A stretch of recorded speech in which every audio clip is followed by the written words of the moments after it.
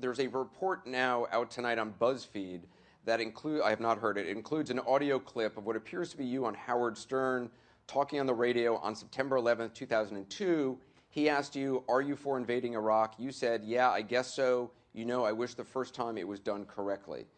Is that accurate? Do you remember saying that? No, but I mean, I could have said that. Nobody asked me. I wasn't a politician. It was probably the first time anybody asked me that question. But does that? But by the time the war started, that was quite a bit before. Yeah, this was 2002. Yeah, by the time the war started, I was against the war.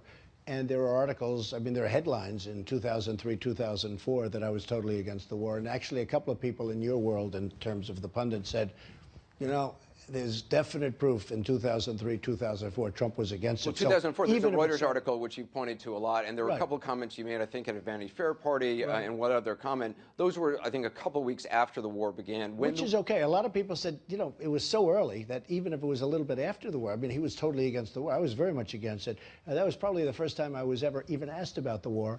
Howard, who's a great guy, by the way. A lot of people don't understand that, but he is. Howard. Great interview. He's a great interviewer. He's a very talented guy and a good guy.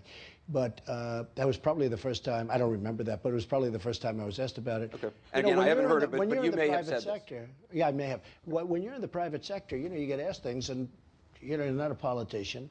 And probably the first time I was asked. By the time the war started, I was against it, and shortly thereafter, I was really against it.